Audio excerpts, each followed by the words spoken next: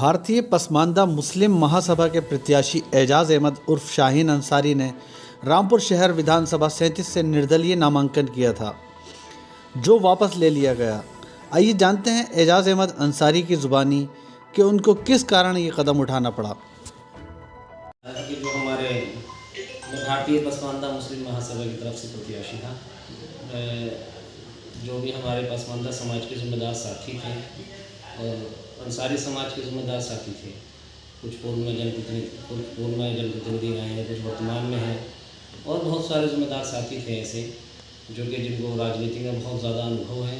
उसमें हमारे भाई एक बड़े भाई शफीक अंसारी साहब भी हैं, शहजाद अंसारी, बहुत सारे लोग हैं, शहजाद अंसारी हैं हमारे सभासद हैं और बहुत सारे हमारे यहाँ पे सभासद हैं जो वर्तमान में भी इस टाइम अपने एक्टिविटी में हैं और वर्तमान में सभासद हैं। तो सब ज़िम्मेदार साथियों से बैठकर मशवरा हुआ चुनाव के लिए। सब ने मुझसे बात की, उन्होंने सबने मुझसे एक ही आह्वान किया कि शाहीन भाई, इस वक्त जो मौका है और वो हालात हैं, तो हमें अपने समाज को आगे लाना है, अपने समाज को मुख्यधारा से जोड़ना है, अपने अल्पसंख्यक समाज की तरक्की के लिए, रामपुर की आवाम की तरक्की के लिए हमें ये चाहिए कि हमें एक प्लेटफॉर्म ऐसा चुनना चाहिए जिससे हमारा समाज आगे आ सके। तो फिर सबने बैठ कर ये मशवरा किया, बैठक की। तय ये हुआ उसमें कि इस वक्त भारतीय जनता पार्टी की मौजूदा सरकार है और मुझे लगता है कि देश की तरक्की के लिए और देश की तरक्की के लिए सबसे बड़ा योगदान है भारतीय जनता पार्टी का। मैं बताता हूँ आपको, जो आप समाजवादी पार्टी के इस टाइम प्रत्याशी हैं, मैं उससे बिल्कुल सहमत हूँ। और मैं सहमत, देखिए, भारतीय जनता पार्टी में जाने की लोगों की वजह ही ये है कि मुझे लगता है रामपुर की आवाम ही सहमत नहीं है उससे। आपने देखा होगा जिस तरह से लोकसभा में उन्हें टिकट दिया गया, जनता ने उन्हें नकार दिया। जब एक बार जनता ने एक कैंडिडेट को नकार दिया तो आपके पास कोई और कैंडिडेट नहीं है। यहाँ पे हमारे समाज का 2.5-3 लाख वोटर है और दूसरी जातियों के भी वोटर हैं, दूसरे नेता भी हैं, लेकिन अब यह है कि यहाँ जो समाजवादी पार्टी के नेता हैं वो किसी को सामने नेता बनाना नहीं चाहते, वो नेता देखना नहीं चाहते। लोकसभा में भी जनता ने उन्हें नकार दिया और आप देखना इस चुनाव में भी जिस तरह से उन्हें टिकट दिया गया है उनकी जमानत तक जब्त हो जाएगी और इस चुनाव में इस टिकट का उन्हें खामियाजा भुगतना पड़ेगा।